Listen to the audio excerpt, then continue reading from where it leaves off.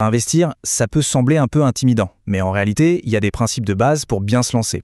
Aujourd'hui, on va décortiquer ensemble les règles d'or de l'investissement pour les particuliers et on se base sur le guide de l'autorité des marchés financiers, la fameuse AMF. L'idée, c'est de rendre tout ça super clair et accessible. Et voilà la grande question. On a les conseils des amis, les infos à la télé, des milliers d'options, c'est facile de se sentir un peu perdu. Alors concrètement, par où est-ce qu'on commence? Ce premier pas, c'est souvent celui qui fait le plus peur, mais c'est aussi le plus décisif. C'est lui qui va vraiment orienter tout le reste. Contrairement à ce qu'on pourrait croire, le secret, ce n'est pas de dénicher l'action qui va exploser demain. D'après l'AMF, la vraie clé du succès, c'est d'avoir une approche, une méthode. Avant même de regarder un produit, il faut se construire une base solide, un peu comme les fondations d'une maison. Et ce point de départ, c'est soi-même. C'est une démarche très personnelle. Pensez-y, on ne construit pas un studio en ville comme on construit une maison de famille à la campagne, pas vrai? C'est pareil pour l'investissement. On n'a pas les mêmes projets en début de carrière qu'à l'approche de la retraite. Ce sont nos objectifs et nos moyens qui dessinent la stratégie.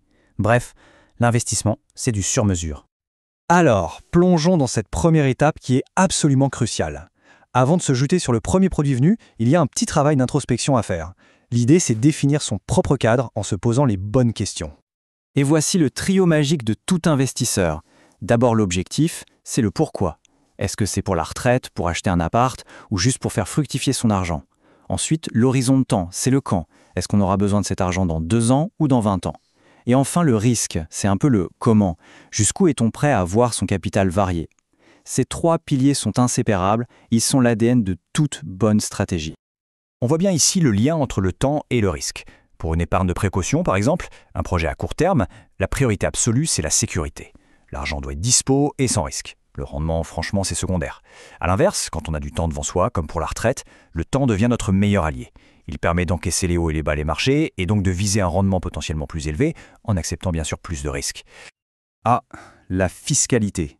C'est le point qu'on a tendance à oublier et qui peut coûter cher à la fin.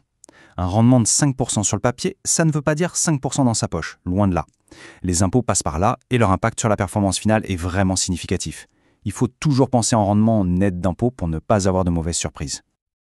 Ok, une fois que son projet personnel est bien clair, l'étape d'après, c'est de s'assurer qu'on s'adresse aux bonnes personnes, aux bons professionnels. C'est une question de sécurité de base. Ici, le réflexe à avoir, c'est une double vérification systématique. D'un côté, est-ce que mon interlocuteur, la banque ou le conseiller, a bien le droit de me vendre des produits financiers? Et de l'autre, est-ce que le produit qu'on me propose est bien autorisé à la vente en France? C'est un double filet de sécurité pour éviter les arnaques. Et pour faire ces vérifications, il n'y a pas 36 solutions. Il faut aller à la source. Le site de l'AMF a des listes très claires des sociétés autorisées et aussi des listes noires de celles à éviter. C'est un réflexe simple et qui peut sauver de bien des ennuis.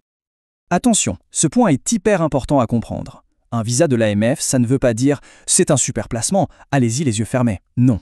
Ça garantit simplement que le prospectus est complet, qu'il est compréhensible et qu'il respecte la loi, c'est tout.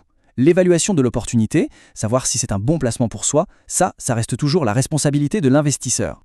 On continue, on arrive juste avant le moment de s'engager. C'est là que l'investisseur doit être particulièrement attentif et faire ses devoirs, si on peut dire.